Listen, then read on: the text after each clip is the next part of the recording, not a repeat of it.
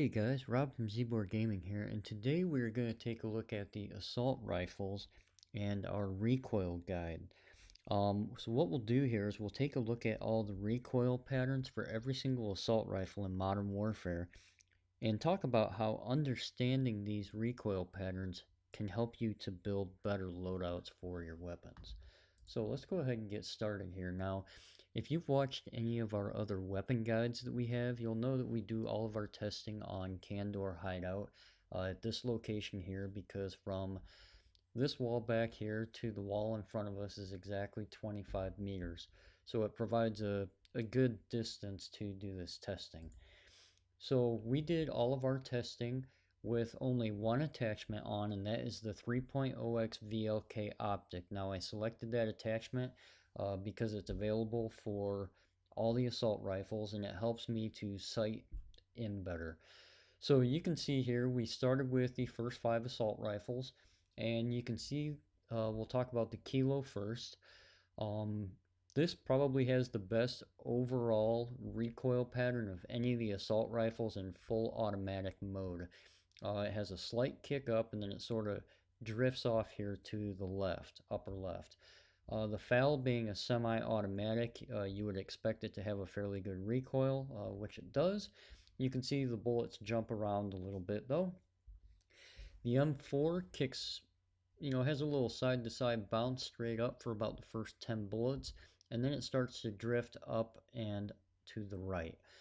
The FR556, given that it's a burst, also has a very good recoil pattern, and you would expect that, and you can see it bounces around here a little bit. The Odin, on the other hand, has frankly a horrible recoil pattern. It has, after the first bullet, it kicks strong up to the right for a few bullets, and then it drifts all the way up and to the left.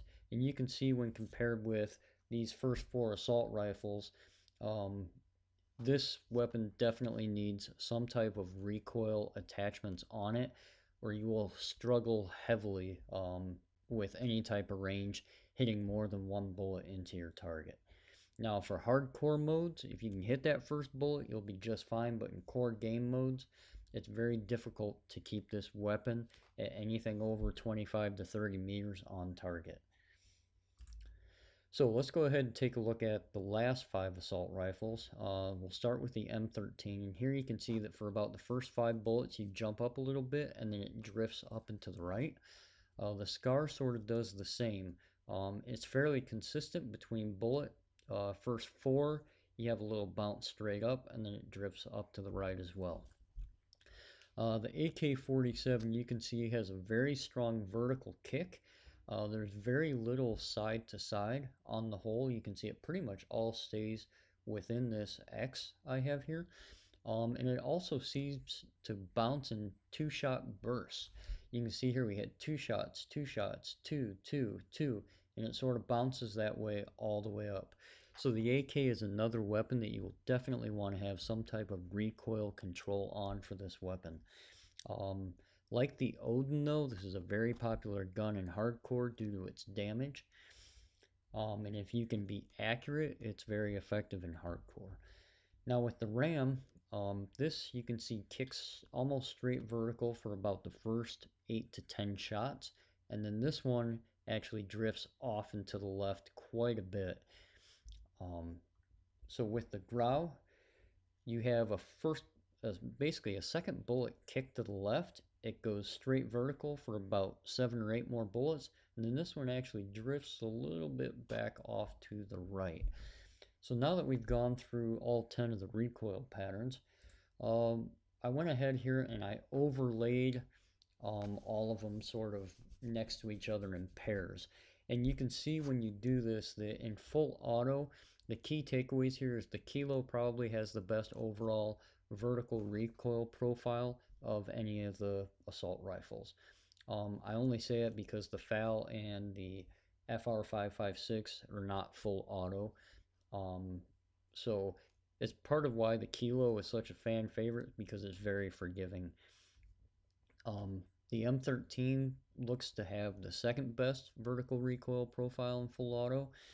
The M4 and the Ram 7 These are quite popular weapons because they're also somewhat forgiving in the fact that the first 7 to 10 bullets, all the recoil is straight up. So one of the biggest takeaways here that I can't impress more is that when you're shooting your gun, you want to keep it in some range of 4 to 6 shot bursts. You can see that if you keep it in that range, you'll have a fairly tight pattern on almost all of these weapons, save maybe the Odin or the AK. If you keep it in that 4 to 6 shot range, you should be able to manage fairly well without a whole lot of recoil attachments. But if you're one of those people where you tend to pull the trigger and start shooting a ton of bullets off, you're really going to need to work on your additional recoil attachments for your weapons. So uh, the question here is, how do you go ahead and do that? So this is a screenshot from one of my weapon guides that I did for the Kilo. Now you can see here that this is zoomed in a little bit more. So even with that base profile we had here, uh, I was able to get some of our loadouts very tight. Now you can see here that this entire recoil pattern on full auto at 25 meters basically is approximately right here in this little hash of the X. So if I go back to the other page, that loadout pretty much in full auto would sit right here. And so you can see that's basically on par and better than either the FR556 or the FAL. So you can build some very accurate loadouts with the right attachments. In my weapon guides, I have little charts that talk about what attachments you can use for the vertical recoil as well as the horizontal recoil. And I have that listed here. There are also some attachments that are weapon specific. A lot of the barrels will have some recoil control, and there are some muzzle attachments for a few weapons. The Odin has the Colossus suppressor, which has some vertical recoil control. And so it varies by weapon outside of these standard attachments. So go ahead and check that out. Um, Again, like I said, this is another screenshot from my Kilo weapon guide showing the exact loadout that I used to get this recoil pattern and talks about some of the benefits. So with that, I hope you guys enjoyed the video.